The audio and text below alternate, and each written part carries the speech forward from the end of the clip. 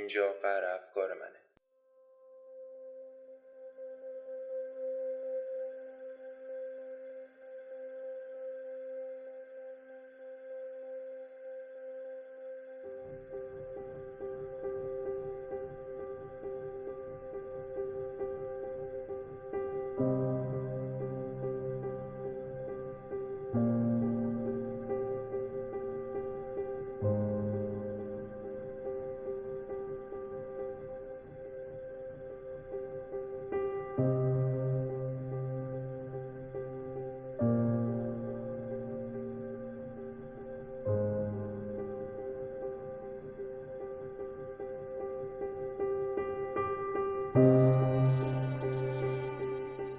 عاشقانه هایم چه شد؟ ذره ذره روحم را که پاک بود اما سیاه، در میان انبوهی از خاکستر کم کم محو دیدم. اشتباه نکن، خاکستری نبود که مهر خروج را زد. اتفاقا رنگ بود که رنگم را گرفت. گاهی اوقات فکر میکنم سیاهی من از نبود نور بود یا اشباع نور آنقدر شد که در نهایت ندیدم. ندیدن به رنگ سیاهی است، به رنگ اتفاقاتی که آنقدر افتادند که انگار نبودند.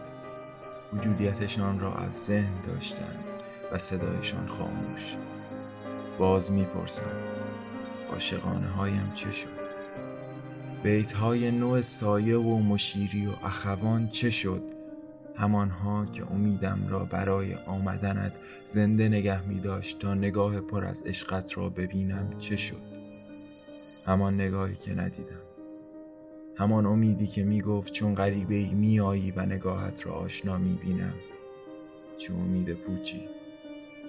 ندانستم که زندگی پیش نمیرود آنگونه که باید. بیدل شدم از نو دهلوی. برایت از نبودنت نوشتم که شاید دلت کمی بسوزد و بیایی. نیامدی. از بودنت نوشتم، نبودی.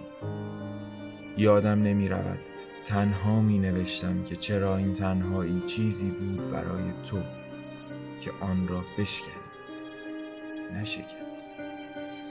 چرا دروغ بگویم؟ شکست، اما چه شکستنی که تکه پاره‌هایش در قلبم زخم بی‌ترمیمی ایجاد کرد. بی‌ترمیم نه، به دست هر کسی ترمیم میشه. نیامده عزیز این خانه، هر کسی نیست. عاشقانه هایم هستی که دائما میپرسم چه شد. راستی یادم رفت بگم، سلام، من مهدیم.